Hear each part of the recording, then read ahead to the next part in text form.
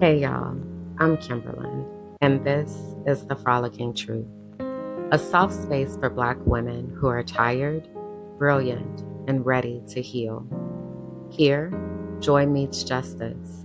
We calm our Black ass nervous systems, we unmask, and we leave behind whatever that is trying to kill us.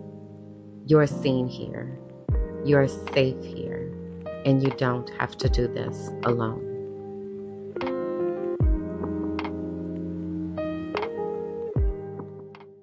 Hey y'all, come on in, find a comfortable spot, take a seat. I am grateful to have you here with me today for episode 3 of the Frolicking Truth podcast for Black women who are tired, brilliant, and ready to heal, where joy meets justice and nervous systems get free. This does not mean that you aren't welcome if you don't identify with any of those descriptors. It just means that as you come ready to listen, ready to learn, and ready to. So, the title of tonight's episode is I'm Not Crazy, I'm Called. And I need us to receive that. I wonder how many of you all are saying that to yourselves. I am not crazy. I know what I know and I see what I see. I'm actually called. So we'll get into that in a little bit. But first, I want to do our first segment, which is our Auntie Check In. So the Auntie Check In is a moment to kind of connect and update you all on what's been going on, what's on my heart, maybe something I've learned, unlearned, reclaimed, what have you. And the biggest thing that has been going on with me is I am preparing to move. Oh my God. It has been so heavy. So I'm the type of person I definitely, absolutely, positively need consistency and stability. And my home environment is extremely important. So over the time that I've been here, I used to have an apartment that I really loved. And then my lease ended back in February. So at that time, it was when they started cutting everything in the US, DEI, education, all the things. So I had a lot of contracts lined up that just disappeared into thin air.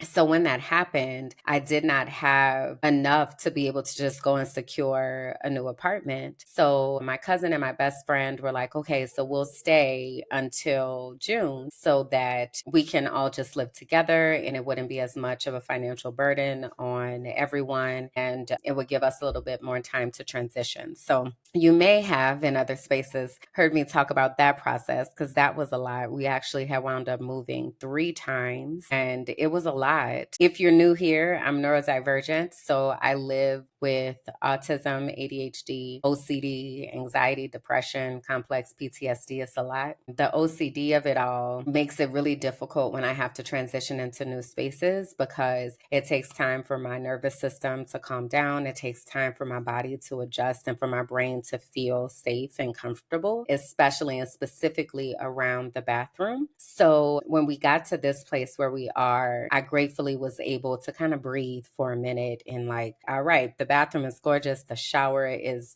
big and nice and, it's cool. But also, we live right next to a construction site. So every day, Monday through Saturday, there is jackhammering and saws, electric saws, and just so much noise every day. And it has become incredibly overwhelming. Like, I don't know if you all have different noise sensitivities or whatever, but for me, construction is it. It is tough for me. So during this time, I've really had to lean into making accommodations for myself, enter my noise canceling headphones so that I am not being driven crazy. Like at times, it would feel like I was being tortured. I am somebody that my conditions need to be comfortable for me. That's why I don't be doing the crimes, okay? Because I cannot go to jail. Like I cannot do that at all. Okay. But anyway, so the construction site it's been feeling like torture, just to put it frankly. Okay. It's been feeling like torture, and it's been a lot. It's been a lot to manage, and it has kept me kind of in this state of hypervigilance or just not being able to fully exhale. So it's coming up time for everybody to make their transitions and go into their new place. And my intention is to stay here in Colombia. You know, I am seeking asylum and still very much deep in the middle of that process. And so right now I have a deadline of June 30th that I have to meet, or let me not even say I have to meet. I have until June 30th to stay in the country, but I have to get the asylum paperwork filed by then in hopes that they will extend that time for me while they do the investigations. So having said that, it presented some challenges when I was looking for a new place to live. Usually the process that I use, and you can kind of also attach this to the pack your bags segment. You get a 2-for-1 here. But usually what I would do when it's time for me to find a new place to live is I go onto Airbnb and I find places that are within my budget and or just above. So I try not to spend more than $1,000 on any place that I am living.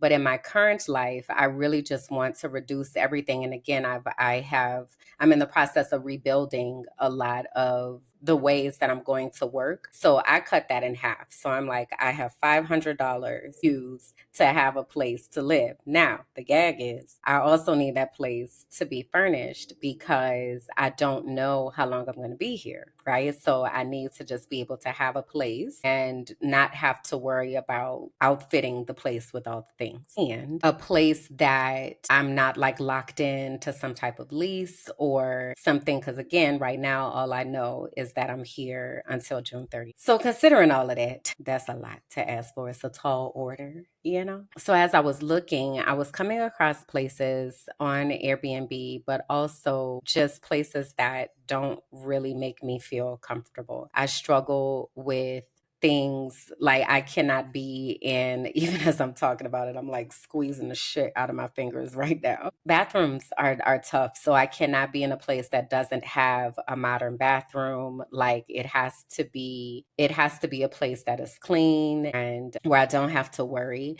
Of course, I need it to be safe, but also I have been desperately needing quiet. So one of the main questions, that I'm asking is like, is there construction? What type of noise is there in the area? So anyway, I'm on Airbnb. I have my list of places and I'm trying to like prep myself. I'm like, okay, sis, you ain't going to be able to have what you're looking for. So just be all right with that. And, you got your headphones, you got to get some shower shoes. You're going to have to make the best of this and make it as cozy as you can possibly make it and figure out how to get your shit together is basically what I have been saying to myself. And I'm also not the type of person that is very comfortably able to share a bathroom with anyone.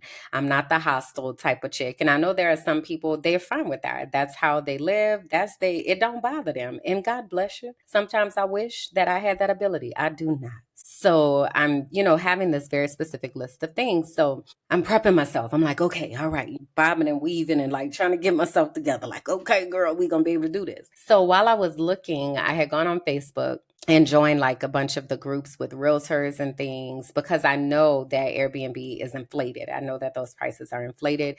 I've done this a few times now. So I know that there's a lot of wiggle room in what is listed versus what they can actually lease the place for. But also usually that negotiating power comes with a long-term lease. So being like, okay, I'm gonna be here for a year. How much can you take off? All of that. So like, for instance, my first apartment, I want to say it was listed at like 1,100 maybe, and I was renting for 700.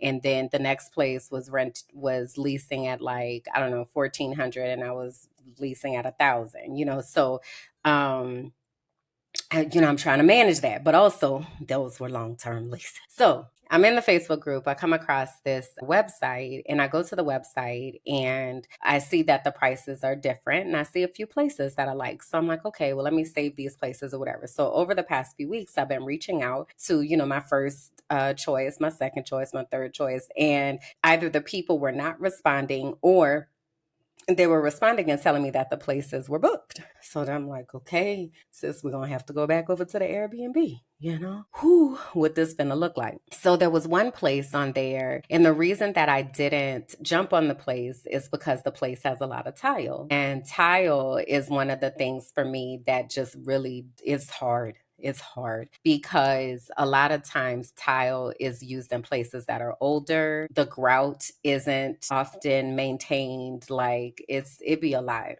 sometimes with that. So I'm looking at this place and the view is gorgeous, but also I'm like, what is this tile situation about to be about? So I tried to avoid it, you know, by any means necessary, but it's getting down to the wire and the people ain't got back to me. So I said, well, let me reach out to this last place. You know, it's within my budget, under $500. Let me see what I can do. So I reach out, the owner reaches back out and she's like, hey, you know, the place is available and, you know, let me give you a call so I can answer any questions that you might have. You know, my questions are really about like accessibility. My first question was like, is there construction going on? So she's like, no, you know, there's no construction or anything that's happening. There's only like a neighboring property that sometimes they have people over or something, but it's not like loud or anything. This is a finca. So a finca is like a farmhouse. So it's not where I live now, and where I have lived in the past have been high-rise living. And there's a lot of that here in Medellin. And it's fine because it's a beautiful view, but also it's a lot of people. It's just a lot of activity, you know? So she was like, you know, this is a finca. So it is like, you know, a property, a house, you know, with grass and whatever. So I was like, oh, that sounds like what I need. Oh, the more I'm talking to her, she's like, yeah, you know, so the property has a beautiful view and, you know, it's set up like a studio. You know, you can, do you want to come and see it? So I'm like, I would love to come and see it, please, because I need to get an idea of what it looks like and sounds like. And while I'm talking to her, she's like, you know, we have a housekeeper come every month. You know, I have OCD. So, and I was like, girl, I'm so glad you said that, girl, because me too. She tells me she's a doctor. So I'm like, okay, that's good to know and all of that. So anyway, I went to see the property yesterday. And let me tell you, first of all, it is outside the city. It's not far outside the city, but it's up into the mountains. So it's actually in the neighborhood that I used to live in, but it's like the opposite end of that. I guess it's called a town, Aldea. So it's on the opposite end of town that I had lived in before, so not familiar with the area at all. But for us to get there, it's a gated community. And in this gated community, there are a few fincas that are around, and it's not easily accessible. Let's just say it like that. But also, I don't really want it to be. Because she was like, well, you know, if you have a visitor, you know, you just have to give them these instructions. Da, da, da. And I was like, I don't even want nobody to visit me. Like, I want to be ducked off in the cut with myself, you know? But anyway, when we pulled up, first of all, let me not even skip this part. So because it's kind of difficult to explain how to get there, they have a set of drivers that they use to take them wherever they need to go. So she gave me those recommendations and she was like, you know, call them and see and schedule the time. They're usually really good about that or whatever. So I did that. So the driver comes and gets me from where I am and takes me there. So we're talking the whole time and I'm you know, I just need quiet. You know, I'm an activist in the US and I just need peace. Like my brain with everything that's happening in my personal life, as well as everything that's happening in the world, as well as new headlines every single day. I just need peace and quiet. So the driver was like, oh, you gonna get that here. So I'm like, okay, we'll see, right? So we pull up and it was so quiet that it was loud. The only thing that I was hearing were birds and wind chimes. And I was just like, I have been needing this so badly. So I get out the car, I meet the husband, and the wife has said to me a few times, my husband built they call them cabins. She's like, my husband built a cabin a few years ago and such, we rented out, da, da, da. So I wasn't processing what she was saying. So she told me she wasn't going to be there. She's like, my husband will meet you. So I'm like, okay. And also prepping myself because Latin men, it'd be a lot with them sometimes Mexicans, like the way they misogyny set up, child, it is on another level. And I know that's a mass generalization. So if you a Latin man and you listening to this and the shoe does not fit, then don't put it on. But if it does, run around the block in it. Okay. So anyway, I was prepping myself for that. Like, what is that interaction going to look like? All of this and that. So he greets me, at the car, and he's like, welcome. So excited to have you. He's like, you can come into the house and put your things down so I can show you the cabins. And he tells me they had lived in the US for almost 30 years. And he's like, I said, oh, well, where did you live in the US? And he said, Pennsylvania. I said, sir, that is the reason why I left the US. So he's like, yeah, Pennsylvania. And I'm like, yes. So I tell him, yeah, I was living in Harrisburg. And he's like, oh, you were in the capital. He's like, oh my God. I'm like, yeah, it was a lot. So he definitely speaks English and all that, so we're chopping it up. So he shows me, they have 3 cabins on the property. So he shows me the larger 2 cabins, and they're so beautiful. So while I'm in there, I was like, so wait, you did this? And he's like, yeah, I'm a builder. He's like, I built our house, and then we built and designed, I designed and built these. When I tell you, so much attention to detail, like everything. So he's like, this one has the vibe of this and that, and the artwork, and like, it was just, they were gorgeous. So he's like, well, let me show you the one that you're looking at. So we go and look at that one. And the first thing, by this time, I had started feeling, because I'm looking at how well maintained and how beautiful the cabins are. So I'm like, okay, I don't think the tile is going to be an issue. So I get down to the one that I was interested in, and I could just see myself there. There's this bench on the balcony, and the view is just so beautiful. Like, it's on a mountainside, so there's not really much that's on the area where the cabin is, but off in the distance you see the city. And it's so interesting because the whole time that I've been here, I've had views of the mountain, and there's always like a place on the mountain where the sun shines, and I'm always saying to myself, I feel like I need to be over there. Like, I feel like that's where I'm supposed to be. So that's where this place was. So I'm standing on the balcony, and I'm just like, it's so peaceful. Like, literally, all I was hearing was the wind rustling through the trees. You'd hear the wind chime, you hear the birds chirp, and that was it. So much greenery, so lush, which is the thing that I love the most about Medellin, is how much green that there is. So they had like curated greenery as well as grass,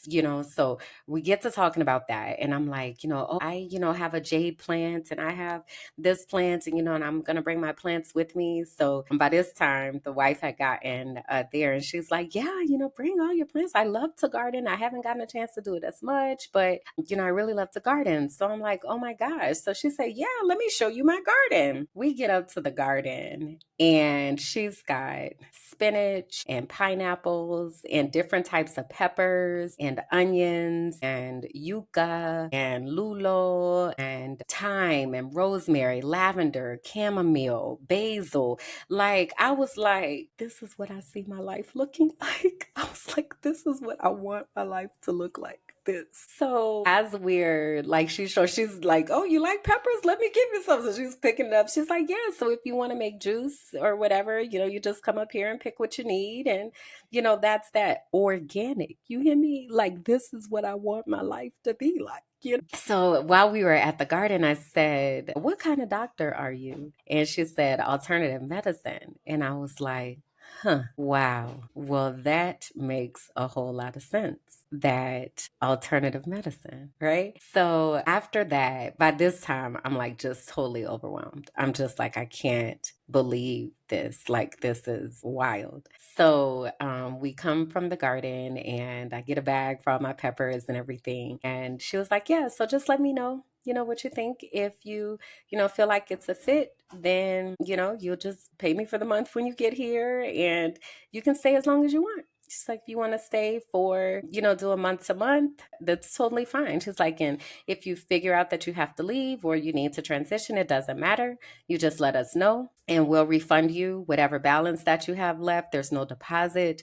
There's no like breaking a lease fee or anything like that. And as I'm listening to her, I'm like, I said, I'm sorry, I'm just really overwhelmed right now. And that's in a good way, but I'm really overwhelmed. So she was like, I said, I feel like I am about to have what I've been saying that I need. And I feel like I'm about to have that. So she was like, well, yeah, you called it. You called it. You said that this is what you needed. So here it is. Tears, tears. Just immediate, like, oh my God. Because when I tell y'all, I have been stressed trying to figure out how I was going to help myself be okay in whatever environment that I was going to have to go to. And it felt like a pressure valve was released in my brain that just allowed me to be like, wow, I'm going to be able to breathe for a moment and really feel connected for a moment. I can touch the grass. I can go to the garden. I can just sit and be for a moment. So I am so excited about that. I'll be moving next week. So I am still going to try to get an episode up, even if it winds up being like on Saturday. Because for context, it's Friday evening. Usually I record on Wednesdays and then I take Thursday to edit and then I post it on Friday. Well, this week did not work out like that. So I'm recording on Friday. I'm gonna be editing tonight so I can post it tomorrow on Saturday. But anyway, I'm gonna be looking forward to recording my first episode in my new location and just sharing with you all how it feels to be there. I've moved from a place of cautious optimism to feeling like, okay, it might be okay. It might be okay. And things seem to be coming together. And one of the biggest parts of that is me having a place where I feel at peace. I have to have peace. And that is all I have been looking for consciously since 2009. But my entire life has just been, I just want peace. So I found it. And I am incredibly excited about that. So, yeah. So that's my update that I have found the new place that I'm going to live. It is within my budget and I will be there until I cannot be there anymore. I'm gonna have to like really think through like some intentionalities as far as like ordering groceries and things of that nature. Again, they have like different vendors that do these things, but I'm gonna have to like plan out, okay, this is what I'm gonna eat this week, and these are the groceries that I need, and all of that. Just being really intentional about structure and routine, which is what I need to be successful. I actually just talked to my psychologist a little bit ago, and I was like, I need to figure out my routine. I really need to figure out my routine because once it is disrupted, I'm no good. So that is my homework over the next few weeks, is to reestablish my routine and make my routine work for me. And living there is I'm going to have to do that because it's not, late night phone calls. And not that I really do this anymore, but like the version of Uber Eats here is called Rappi. And every so often there might be a late night order or something like that, but that's not really going to be a thing. Okay. So this is my trial run, if you will, to see if I can live this type of life that I dream of, this life that I feel like I want to have. I feel like I can do it. So I'm excited for the experience and to be really intentional in logging the experience and honoring that for what it is. So that's my auntie update. And I appreciate all the prayers, all of the good energy and everything. If you are wanting to support and like throw me a few dollars, I also appreciate that. Okay. So $ Kimberland Jackson on Venmo at Kimberland Jackson. I'd appreciate anything that you're willing to give. And if you don't have anything to give, I appreciate your well wishes and your prayers and your thoughts as I'm figuring that part out. So that's the update. Now, let's get into the meat of the things. The truth is the segment that I kind of give you my core commentary, and last week I was in my teaching bag, okay? And I feel like I may wind up doing that more and more because there is so much, lightweight. I'm an educator, and lightweight I'd be missing teaching. I'm actually going to be teaching again this summer. My class is called Discover Your Destiny. You've probably heard me talk about it before. And I'm excited to accept a new cohort that I'll start advertising for in June. And it allows me to talk about a few of the things that I'm really passionate about. One of them is about our callings, and the other is brain research. So those two worlds kind of collide in Discover Your Destiny, and it makes me excited because I get to equip people with information about themselves and for them to go and seek information from God about who they are. And I see light bulbs turn on and aha moments and all of that. So it's really cool. So having said that, I'm in my teaching bag right now. What I wanted to talk about today, with the truth that I want to tell today, is that when you are a truth teller, people like to believe that you're crazy. It is more convenient for somebody to believe that you are crazy than for them to accept and invite a paradigm shift into their own world. I sometimes feel like I'm crazy because I realize that the things that I see are not necessarily the things that other people see, or I might see it before people see it. So I'm the first one saying it. And it becomes hard for people to process, and it can be disruptive to their world. And once you have these realizations and once you see, you really cannot unsee what you see. So, for instance, the things that are happening right now in the US, I've been talking about this since 2020. I've been telling people, all right, now we got to we got to get it together. What's the plan? Once I left the US, I was like, all right, when y'all coming? Because this is wild. This is stuff that's happening in education. This is this. A lot of times I think it came across as, here she go again. She just doing all that talking. And now people are seeing things that are happening, right? I was telling people that, I work in school improvement. I'm a school improvement specialist, and I specialize in school climate and culture. And what I was seeing back in 2020, 2021 is that we would have meetings to strategize about the things that we were going to do to help students and to help schools. And then there would be meetings to ensure that none of that happened. They would undo everything that we were supposedly working to do with the Department of Education. So when I was saying that, a lot of times it feels so outlandish that when I would say it to other people, they couldn't process what I was saying. So it sounded like I was just crazy.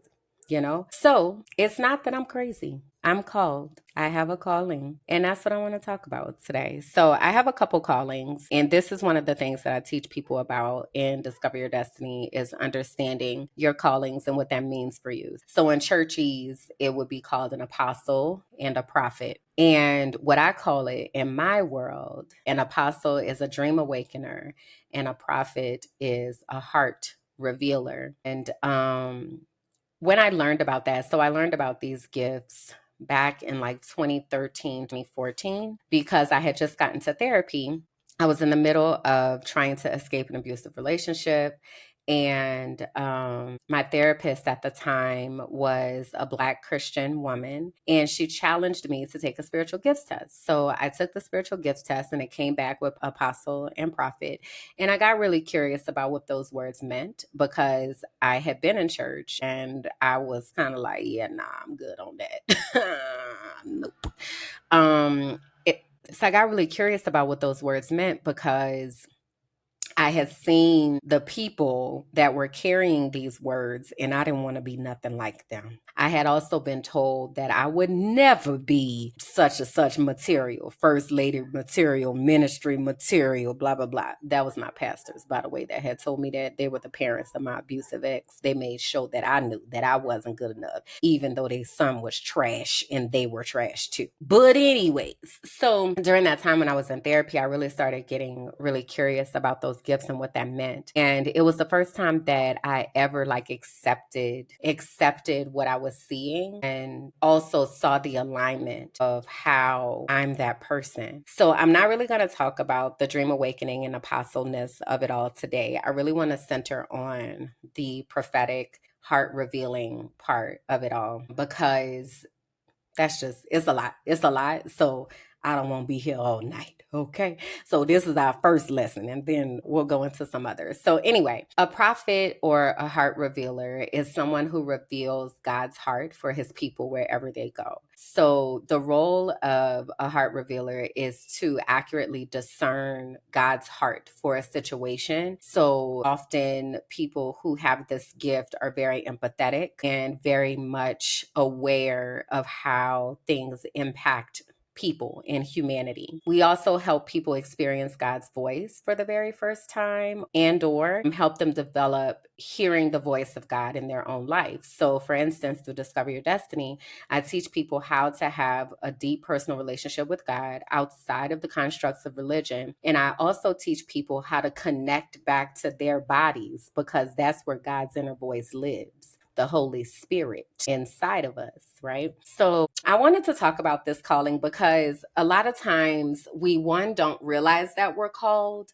because we are called so many different things and people do not want to hear what you have to say. So you're called crazy. That's one of the main things that we're called. And I think it's important, especially right now in a time where we are seeing history being erased every day. We're seeing rights being rolled back every day. I think it's important to elevate the voices of those of us who are tuned in to what God is saying, so that you are able to tune into your own spirit and hear what God is telling you and receive your instructions about what you're supposed to do. Because there are definitely some instructions and marching orders that have probably already come, but a lot of times people don't know what to do with it. They're afraid, what have you. So no movement is happening, right? So for anybody who might relate to this calling, I'm going to go through a few things that you might be experiencing and a few characteristics of what this looks like.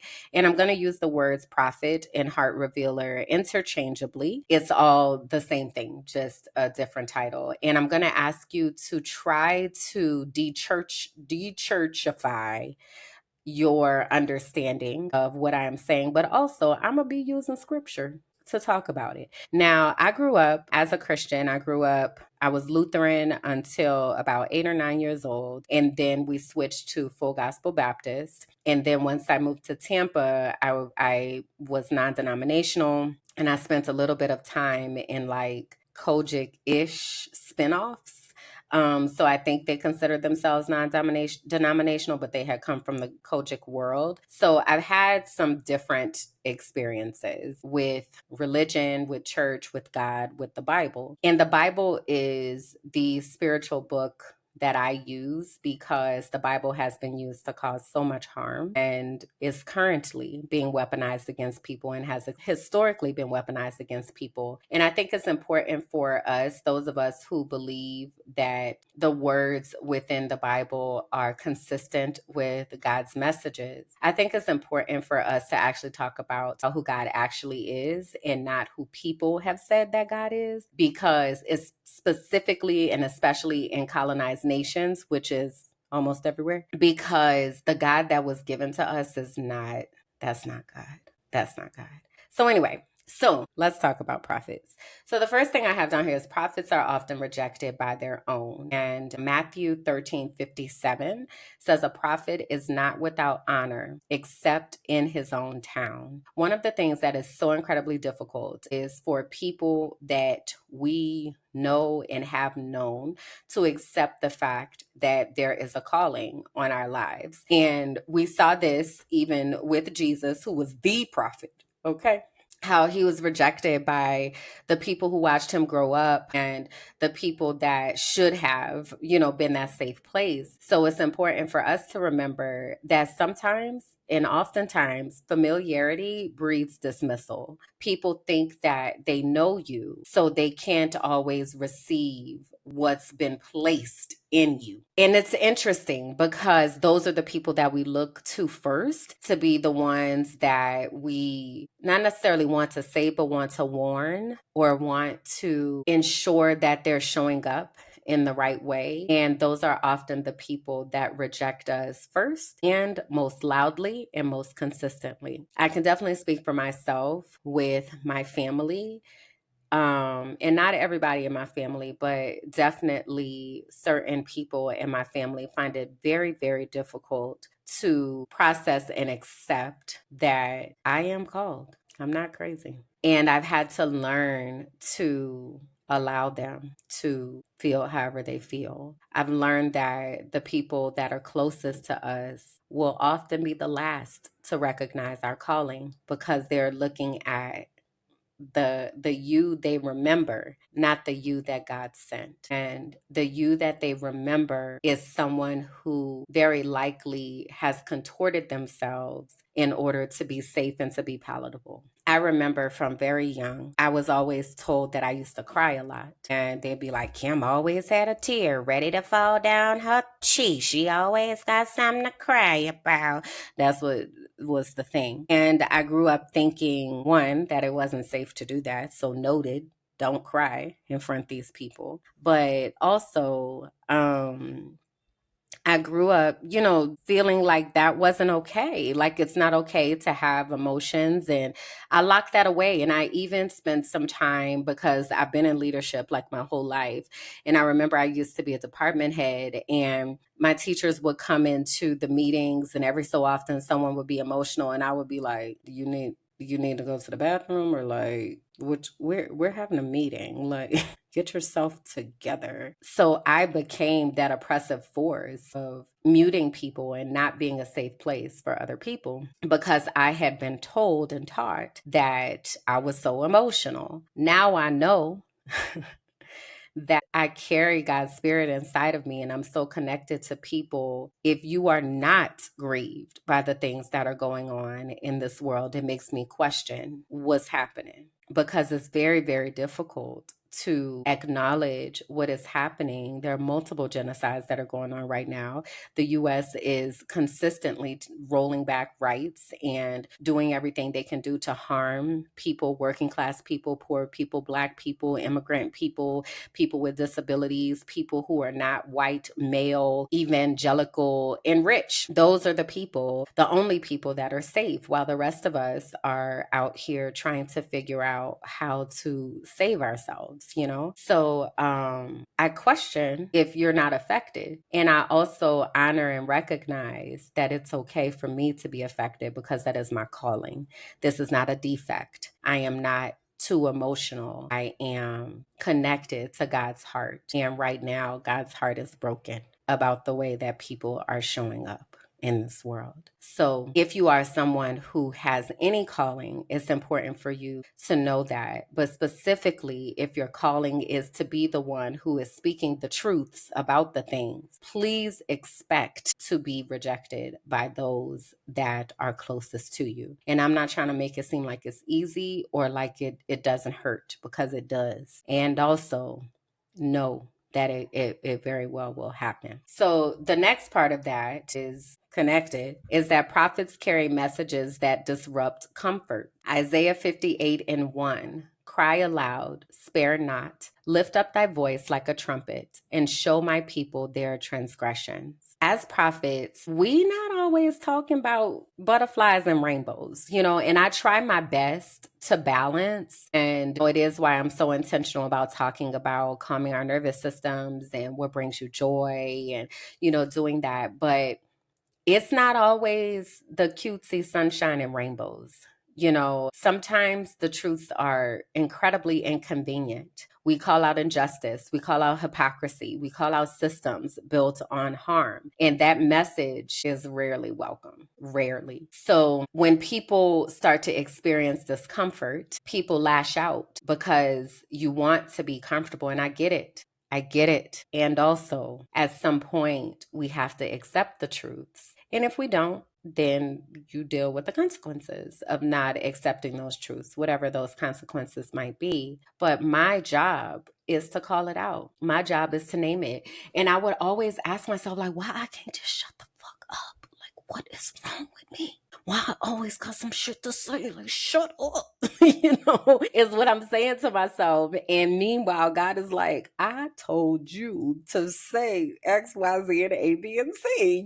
I've gone back and forth with God so many times about God telling me to say stuff. And I'm like, I'm not doing that. And God is like, and you are. And I'm like, no, I'm not, because it's uncomfortable. It's uncomfortable. So it's even uncomfortable for me as being someone who was sent to disrupt comfort. It's uncomfortable for me to other people's comfort, because it's not well received. So anyway, there is a long history of our ancestors who resisted. And this is the history that they're trying to erase. Because if they can make us believe that our ancestors took things lying down, then we are more likely to take things lying down. Well, that's not really what happened. We had ancestors who resisted, some who ran, some who revolted, some who wrote or even whispered freedom into existence. And they were all demonized. They were called mad, the crazy, unruly, ungrateful, but they were prophetic disruptors, hearing from the Holy Spirit and moving on sacred instruction. A Harriet Tubman does not become a Harriet Tubman without the guidance of God. But even in that, Harriet didn't wait for consensus. Nat Turner did not wait for approval. Truth telling is never safe work. And it's one of the reasons why I'm seeking asylum, right? Because I have told so many truths about the things that are happening because that is my job. That is my job. And I find comfort in knowing that there were people who went before me that said, I realize this is not about to be easy, but damn, it is worth it. And that's how I feel. It's why I continue to speak. It's why I continue to turn my mic on. It's why I continue to care, because it matters. It matters. And also, people don't like it because it makes them uncomfortable. So we got to ask ourselves what that looks like. Are you going to be centering yourself in comfort, or are you going to allow yourself to hear and to see? Because the next point is that prophets see what others cannot or will not. Let me say that again. Prophets see what others cannot or will not see. Habakkuk, how you say that? Habakkuk,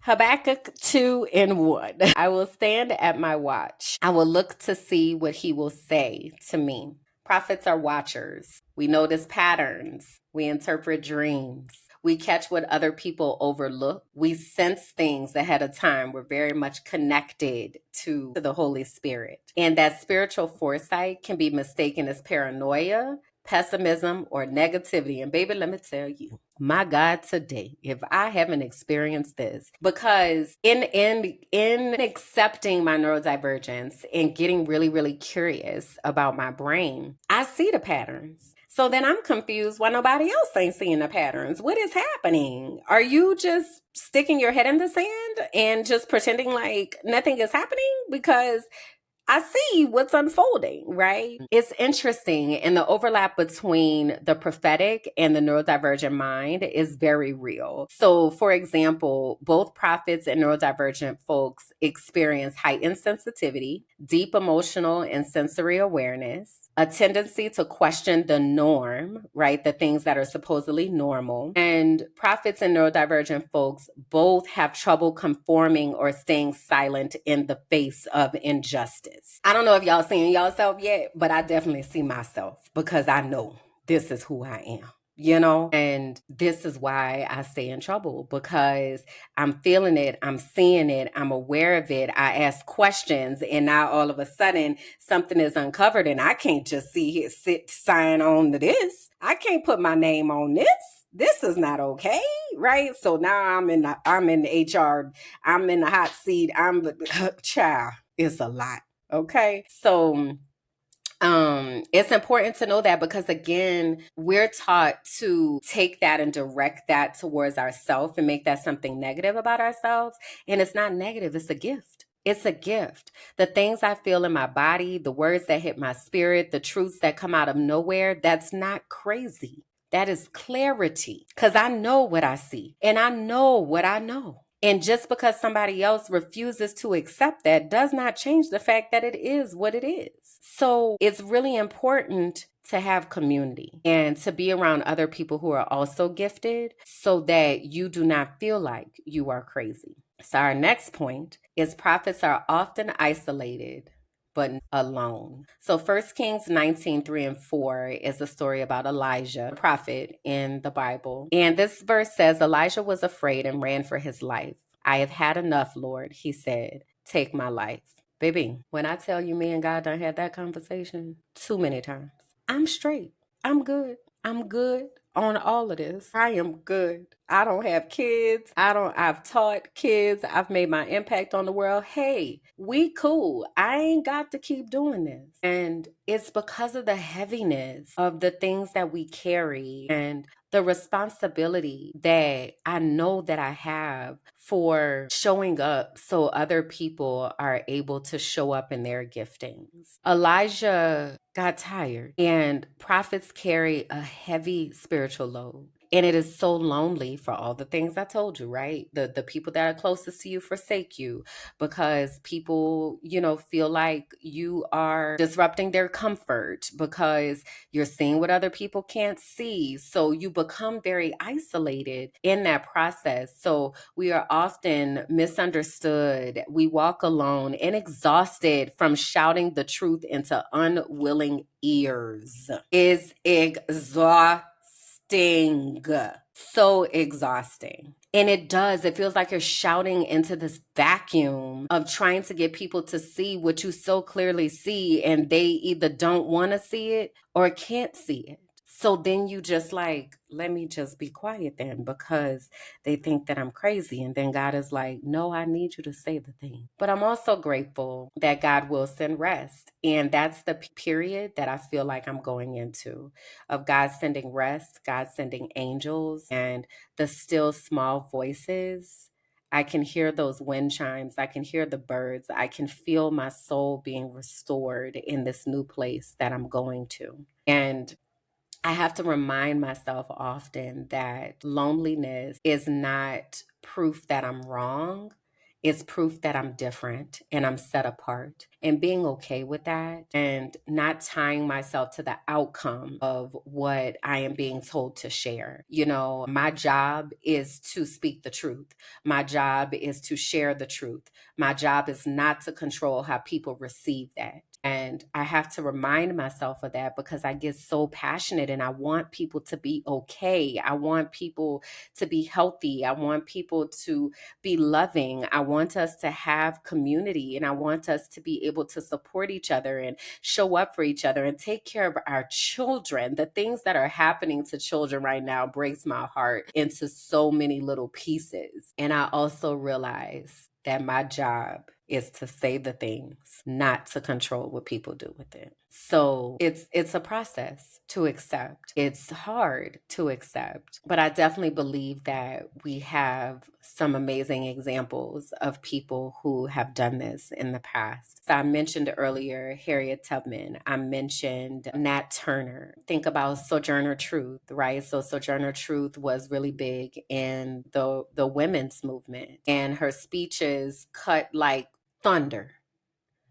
And one of her most prolific works, Ain't I a Woman? It was soul piercing. It was a revelation. It was a ode to her humanity and her womanhood. Ain't I a woman? You sitting here talking all this and all that and such and so, and ain't I a woman? What is the difference between me and anyone else? James Baldwin. A lot I've been wanting to get more into researching artists and people who left the US. James Baldwin was one of those people. He has a quote that says, to be a Negro in this country and to be relatively conscious is to be in a state of rage almost all of the time and in one's work. I resonate with that so deeply because if you see the things, how can you not be enraged? So his job was to name systems before we even had language for them. Back then we didn't necessarily have the language of systemic racism and, lack of equity and institutionalized racism. And like, we didn't necessarily have those words to describe those systems, but James Baldwin was calling it out back then. Another person is Fannie Lou Hamer. Okay. And Fannie Lou Hamer, I actually have a documentary that I have on my watch list that I want to watch about Fannie Lou Hamer, but she was really big in voting rights and got onto them people's television, baby, and told truth to power. You hear me? And fought for the rights of our people. And she was also nearly killed for that. Audre Lorde is someone else, and she's quoted as saying, "Your silence will not protect you." We cannot afford to just stick our heads in the sand. That's not going to make it go away. I call that ostrich syndrome. Just, all right, I'm gonna just focus on this. I'm gonna just focus on that. I'm gonna just focus on things at the local level and blah, blah, blah. And what I want you to know is there have already been takeovers at the local level. We saw it happening. It was happening in Florida back in 2020. It's been happening this whole time. So we cannot afford to just stick our head in the sand and be silent. That is not going to protect us. We have to choose a side. We have to take a stand about what you are going to actively do to help yourself and to help the people who are connected to you. And the last one I have listed here is Nina Simone. And she called herself a reflection of the times. Nina Simone was a music artist, she was an activist, and she was vilified for speaking the truth. She has a song called Strange Fruit, and it talks about the lynchings that were happening in the US at the time. I've told people several times, when you are thinking about the movement and where the movement is heading, look to the artists, because they're the ones who often have seen it first and are the ones who have been galvanizing and mobilizing people around the mission. And I'm talking anywhere from Beyonce to Kendrick Lamar to Tabitha Brown, to like people that are intentionally moving with instruction about how to call out certain things. And then again, for those of us who identify as prophets, as heart revealers, it's important for us to understand that these people, while I'm, saying their names and we have so much high regard for them now and they're quoted and, they're a part of this ancestral legacy, they were not embraced in their time at all. And they were often vilified even by their own people, and still they made the chance to speak. So being prophetic is not about popularity, it's about obedience. So my question, our soul work for the week, if you will, is to answer these questions. Where in your life are you sticking your head in the sand because the truth feels too overwhelming? What truth have you heard, maybe even from your own spirit, that you have been silencing? I want you to journal about that. And then also ask yourself, what would courage look like just for today? While you're listening to this and you're thinking about this, what would courage look like for you today to stand up towards some of these truths that you may have identified? I would definitely say to pace yourself, right? I don't expect anyone to advocate the way that I have, but we do all have a role in this fight. And everybody's role is not the same. And everybody's role is needed, because all of us have circles of influence that are connected to us and people that are looking to us about how to move. So what does courage look like for you today? That's your soul work. So if you will answer that in the comments, I would greatly, greatly appreciate that. All right. All right. So I gave you a free tidbit earlier about how I have found places to live. So I'm moving into our Pack Your Bags segment. And this is where we talk about leaving the US or moving abroad, but also just how leaving might be a necessary step in your healing, looking at the seeds of possibility, things of that nature. So I have a quote here that I want to read, and I feel like it is very pertinent to what we've been talking about. It says, sometimes the first step to healing is choosing to leave the lie that you're too much, the lie that you imagined it, the lie that your intuition is paranoia. You are not crazy. You are awake. I got some messages from people this week who have successfully gotten out of the US, and they were very much grateful that they had the support to be able to leave. And what I've said to people, and anytime I meet with someone who is wanting to start a new life abroad and just be like, y'all got it. Y'all got it. Okay. What I always tell them is that the hardest decision is the decision to choose to leave the lie. The American dream is a lie. Any way you slice it. It's a lie. It's something that was created. It's propaganda. It is not real. It has never been real. It has never been applicable to all people. America has never been the melting pot. It has never been a safe space. It has never been the home of the immigrants. America is a country that was built on stolen land and genocide. We have to face that truth. And I know that the U.S. has done an incredible job of burying that history. It is still the history nonetheless. So, what I wonder is when you accept that, when you leave the lie of patriotism and leave the lie of, and I've talked to y'all before about how patriotic I used to be. Okay, honey, so patriotic. Okay. I would see an American flag and I would be like, I pledge allegiance to the flag of the United States of America, to the republic which is there. Like, so patriotic. But once I saw that, wait, this ain't adding up. This is not the truth. I had to do something with that lie. And for you, that might not be leaving the US. Maybe I've talked to people that their job is to stay there because we need people there who are going to help people to get out, to help people to have safe spaces, to help people learn how to sustainability. So this is a side note, but very much applicable. So I be in these homesteading groups. I saw a post earlier and they were talking about seedless watermelon. That's what they were talking about, seedless watermelon. So somebody was saying like, I don't know what the big deal is about seedless watermelon. I don't know why people have such an issue with seedless watermelon, all of that. But the point was that in this homestead group, you want things that have seeds so that you are able to create more of them, right? So even when I was at my new place where I'm going to be staying, she was telling me about the spinach and she was like, yeah, the spinach, doesn't last in the colder temperatures. So I think it's going to start coming back now. And she was like, let me take these seeds and go ahead and just plant them. Like that's the whole point of sustainability. And what I need you to know is that many of the fruits and vegetables in the US no longer have seeds. And if things no longer have seeds, then that means that the people are not able to produce their own food. So I really do believe that things like seed banks and balcony gardens and all of those things are going to become so incredibly important because the food distribution